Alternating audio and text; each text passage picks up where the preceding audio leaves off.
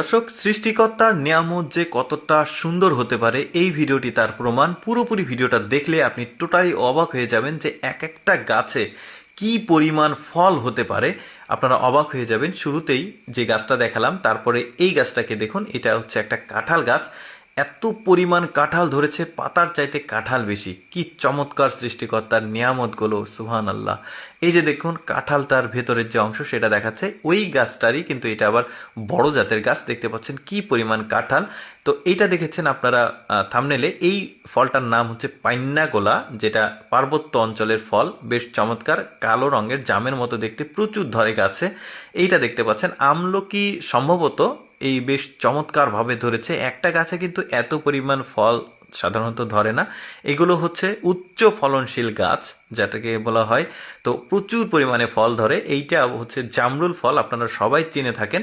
But গাছে যে এত পরিমাণ ফল ধরতে পারে সেটা কিন্তু এই ভিডিওটা না দেখলে আপনারা বুঝতে পারতেন না। এত পরিমাণ ফল ধরেছে গাছে, বেশ চমৎকার। মানে নিয়ামত যে আল্লাহ তাআলার নিয়ামত কত সুন্দর হতে পারে বলাই বাহুল্য।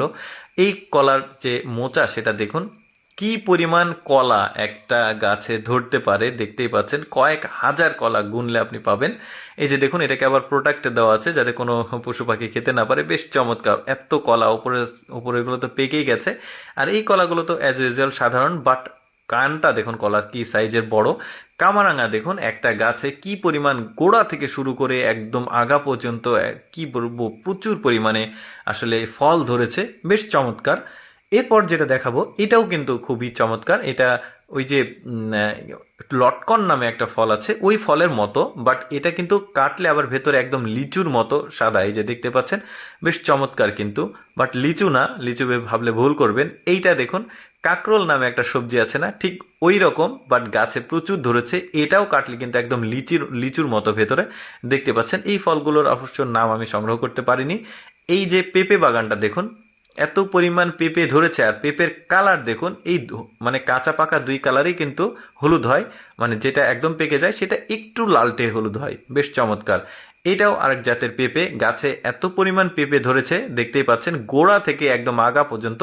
ওই যে বললাম উচ্চ ফলনশীল গাছ, আজকে যেগুলো দেখাচ্ছি সবই উচ্চ ফলনশীল গাছ।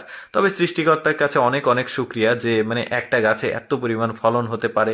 মানে এই যে দেখুন আতালেওয়া নামে একটা ফল আছে না, আপনারা অনেকেই চেনেন, সবাই চেনেন আর কি, অনেকে না। দেখুন কত পরিমাণ, ছোট্ট একটা গাছ কত ধরেছে। বেশ চমৎকার। এইটাও দেখুন, এটাও একটা আমলকি গাছ। বেশ চমৎকার। আমি চেষ্টা করি আমার এই লেটস গো ফেসবুক পেজের মাধ্যমে আপনাদেরকে এমন এমন সব ভিডিও দেখানোর যেগুলো অ্যাকচুয়ালি দেখাই যায় না বা মানুষ দেখার কোনো সোর্স পায় না।